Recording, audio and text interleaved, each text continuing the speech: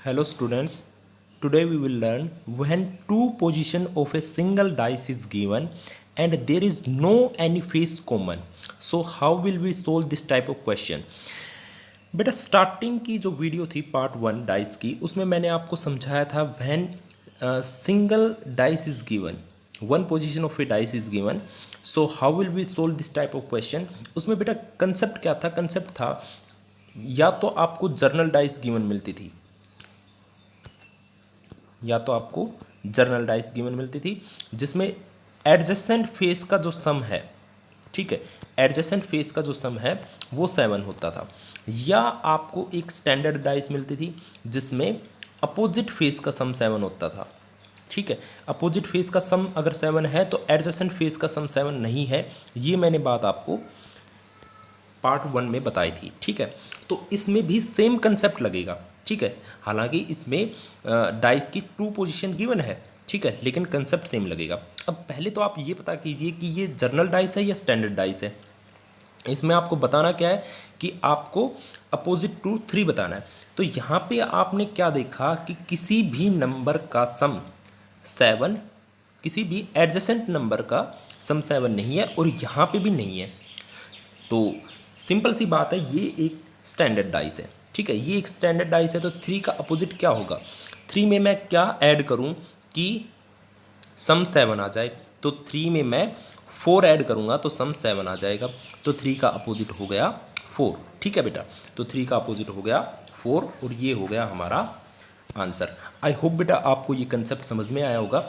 चलते हैं इसकी बेटा कुछ एग्जांपल्स आप ध्यान से देखना, ताकि कुछ डिफरेंट क्वेश्चन होते हैं जर्नल डाइस के, वहाँ पे आपको समझ में आ जाए चीज़ें।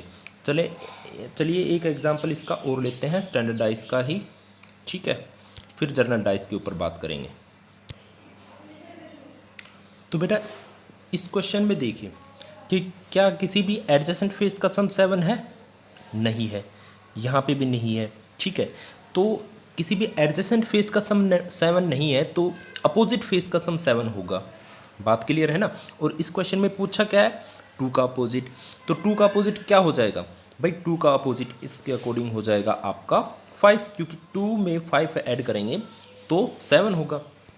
ठीक है, क्योंकि ये स्टैंडर्ड डाइस थी इसलिए हमने 2 में 5 ऐड किया और 5 ऐड करने पर हमें पता चल गया कि भाई 2 का 5 ऐड करने पर सम 7 आया, और इसी के अकॉर्डिंग बेटा इसका आंसर हो गया 5। चलते हैं बेटा नेक्स्ट क्वेश्चन की तरफ।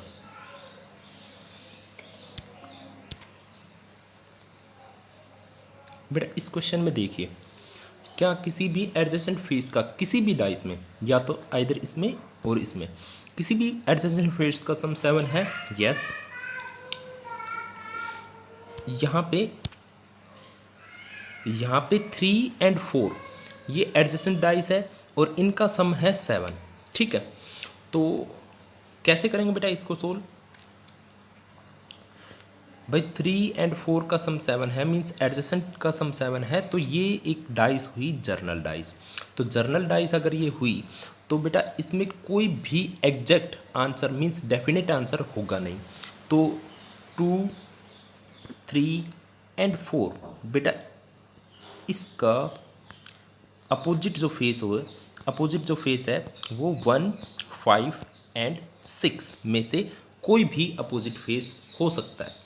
ठीक है, 2, 3 और 4 का कोई भी अपोजिट फेस हो सकता है, ईदर 1, 5 और 6।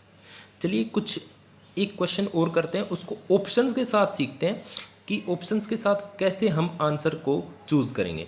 ठीक है बेटा, तो बेटा अब ये क्वेश्चन है आपका लास्ट, जिसमें नो एनी फेस कॉमन था। ठीक है, तो इसमें मैंने क्वेश्चन में क्या लिखा है आपको, बेटा 2 डाइस हैं। ठीक है, इसमें आपको अपोजिट टू 6 बताना है, और इसमें एक तो ऑप्शंस ये दिए हुए हैं। ठीक है, कलर चेंज कर लेते हैं।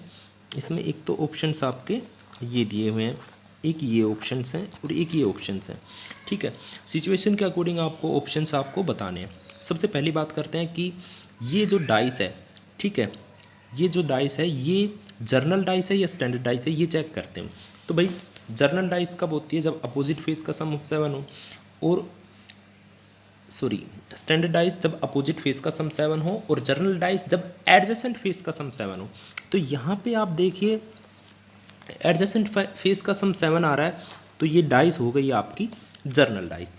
तो अब ये जर्नल डाइस हो गई, तो यहाँ पे कोई भी स्टैंडर्ड जो कोई भी डेफिनेट आंसर हम बता नहीं सकते। तो 1, 2 एंड 6 का अपोजिट जो होगा वो 3, 4 एंड 5 में से कोई भी हो सकता है, ठीक है। 3, 4, 5 में से कोई भी एक हो सकता है। अगर आपके पास ये ऑप्शन हो, ठीक है, तो अपोजिट क्या, तो 6 का अपोजिट क्या होगा? देखिए भाई 1 और 2 ये तो हो ही नहीं सकते। क्यों नहीं हो सकते ये? क्योंकि ये तो एडजेसेंट में है, और 1, 2 ये बिल्कुल नहीं हो सकता। तो आपका आंसर हो गया इसमें सी, 3, 4 सबसे बेस्ट आंसर है इसका सी। चलते हैं दूसरे ऑप्शंस की तरफ। तो यहाँ पे 3, 4, 5 तीनों ही लिखे हुए हैं, और लास्ट में लिखा है कैन नॉट बी डिटरमाइन। तो हमें तो पता है कि भाई इसका आंसर हम डिटरमाइन नहीं कर सकते, पॉसिबिलिटी है नहीं, तो हम विद पॉसिबिलिटीज़ आंसर देते हैं। तो इसका सबसे बेस्ट ऑप्शन होगा D, can not be determine.